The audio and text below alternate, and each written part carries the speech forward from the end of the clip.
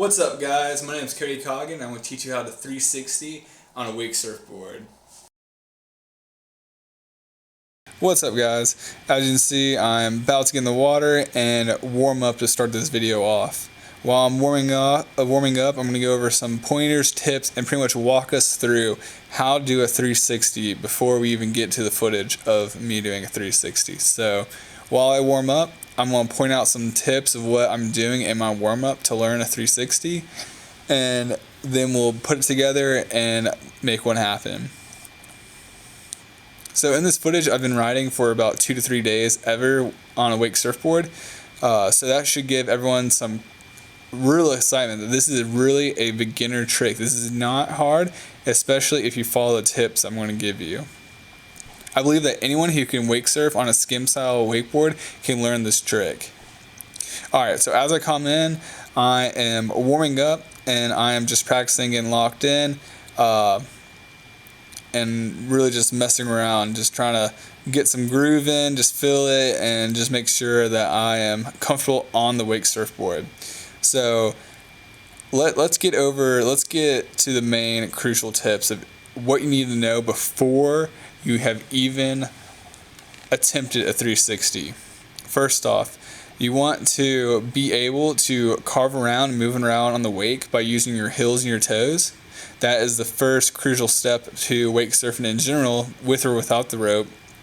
And having the concept and knowledge and awareness of whatever part of the board is facing the boat, so whatever part of the board is facing forward, needs to be out of the water. And what I mean by that is it cannot be swamped. As you can see, when I cruise around, my nose is facing the forward, it's facing the boat, and it is always just up in the water, and I'm putting pressure against my back of the board, and I never let water go over the top of it. This is crucial, especially on the 360, of having that awareness.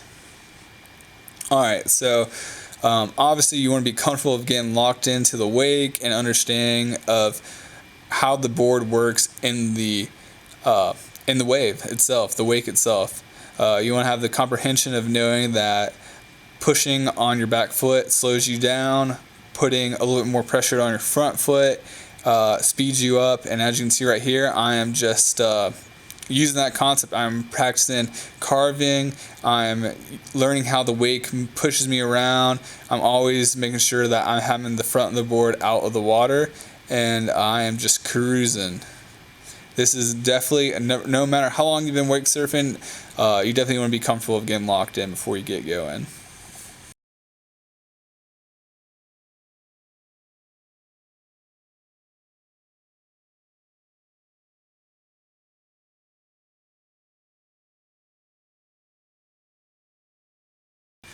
I also recommend getting these deep carves and understanding of how far back you can be before you get washed out. As you can see, I just got washed out, just practicing, no big deal.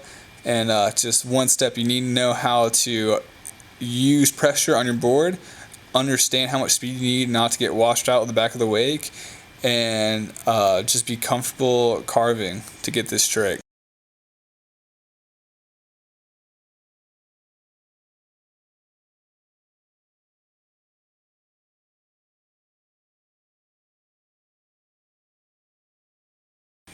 As you see, I'm starting to do some carves and still just practicing, getting ready for this 360. Luckily with wake surfing, it's not too hard of an impact, and really just give it a throw. Honestly, just try winding up and spinning and you'll be surprised how easy it is to get around. Right there, I just went for it and I was able to get the spin around. That is crucial.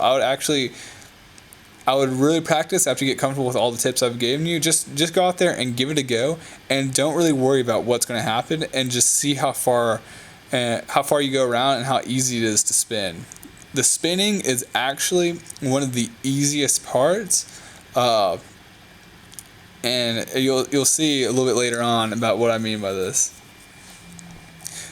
If you're comfortable being able to use the heel and toe of your board and like learning how to unweight and weight your board, then the spin is going to be no problem. As you see right here, that is another way you can practice the spin, is hold on to the rope and just practice having your board turn sideways. This just reinforces the whole idea of learning how to get comfortable with whatever side of the board is facing towards the boat, not getting swamped out. Alright, so I recommend getting some deep carves, going out away from the wake on your first tries, and then come back in ever so slightly. You don't want to go out too far, but just barely put your heel weight out, and then carve back in nice and tight, and it will spin you around.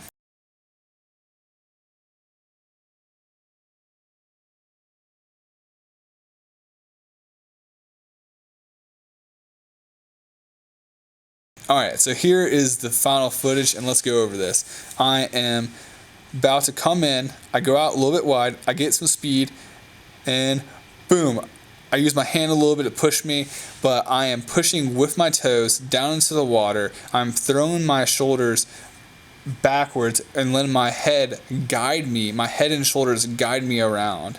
Let's do it again. Let's for one more time. All right, I'm using my hand ever so slightly, push me into the wake. I'm using my toes to carve down. When I'm coming around, I unweight my front of the board and I put pressure in my back foot. I am using my back foot as a pivot point, and I am concentrating on making sure that whatever part of the board is facing the water or facing the boat is not getting engulfed by water. I'm always keeping that side of the board upwards.